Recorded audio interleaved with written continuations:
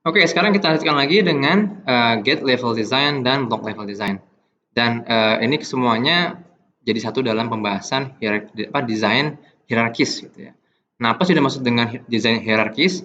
Jadi terkadang kalau kita ingin membuat sebuah sistem digital itu secara keseluruhan itu kompleks ya. Nah, supaya apa ya sistem yang kompleks itu jadi lebih sederhana, kita perlu pecah-pecah ya menjadi bagian-bagian yang kecil atau komponen-komponen yang kecil yang kita sebut dengan blok ya. Dan blok itu misalnya ada komponen yang bisa kita pecah lagi lebih kecil. Nah, kita terus apa namanya pecah jadi komponen lebih kecil sampai ya nanti tidak bisa apa namanya dibuat lagi kecuali dengan menggunakan yang apa disebut dengan primitive gates gitu ya atau primitive block. Nah, nanti ini semuanya itu ya kita bisa susun menjadi sebuah blok-blok yang membentuk bangunan besar ya sistem digital yang diinginkan. Oke.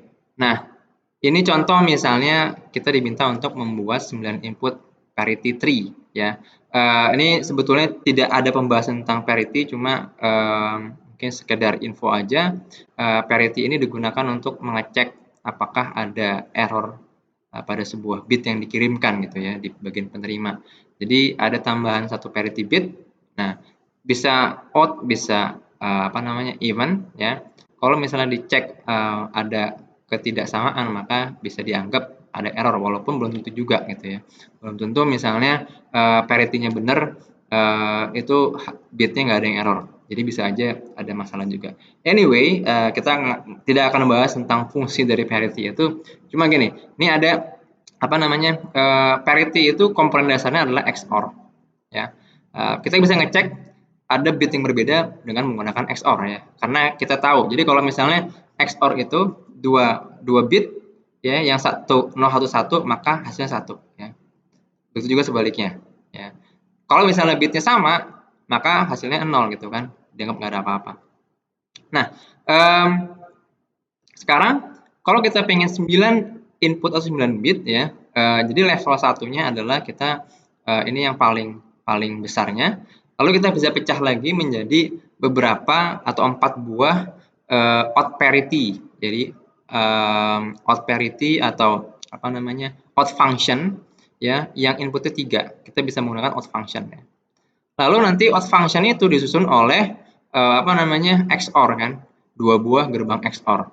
Nah, gerbang XOR itu dibuat oleh 4 buah ya beberapa NAND gates ya, yang 4 buah gerbang NAND. Nah, ini contoh apa namanya hierarkisnya ya.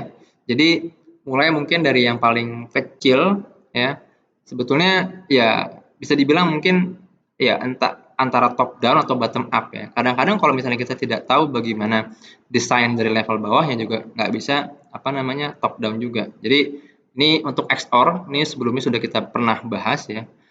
Salah satu cara implementasi XOR adalah menggunakan gerbang NAND saja, ada 4 gerbang NAND. Nah, dari sini nanti ini membuat satu buah gerbang XOR. Nah, gerbang XOR ini akan kita buat untuk apa namanya? Membuat 3 input out function.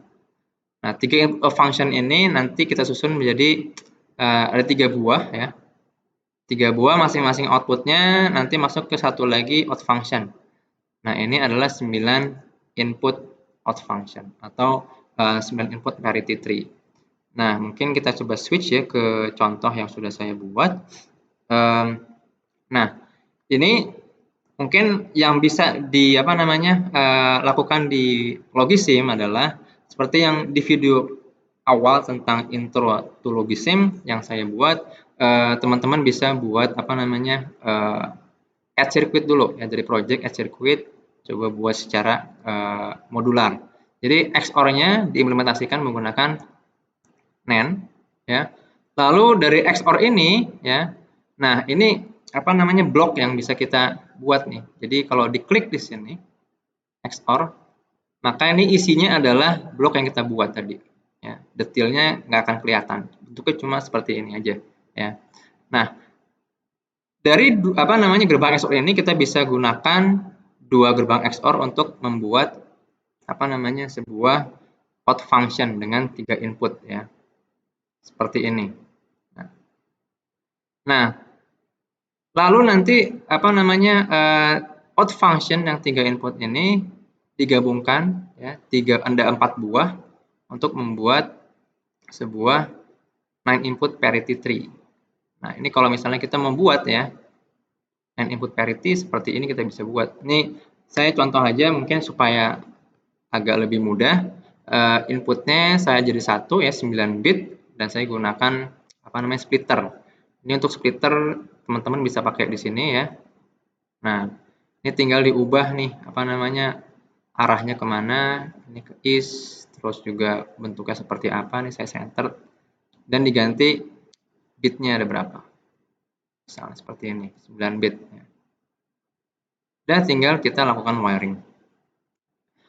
Nah, ini mungkin contoh aja ya sebagai ilustrasi, teman-teman bisa lakukan prinsip yang sama untuk apa namanya desain-desain yang selanjutnya. Nah, sedikit ya tentang apa namanya prinsip desain hierarkis. Jadi sebisa mungkin kita membuat apa namanya blocks yang sifatnya reusable. Jadi reusable dalam artian nanti sebetulnya ini bisa dipakai untuk yang lain ya. Jadi XOR itu ya selain bisa kita pakai untuk apa namanya parity tree bisa juga buat yang lain juga. Ya, misalnya nanti buat full adder dan sebagainya. Nah, dan kalau bisa diverifikasi ya dokumentasi dengan baik nanti bisa disimpan sebagai library. Nah, ini sebetulnya prinsip yang mungkin juga teman-teman sudah gunakan ya kalau sudah belajar DDP, DDP 1, DDP 2. Nah, ini sangat membantu ya. Kurang lebih sama prinsipnya seperti itu.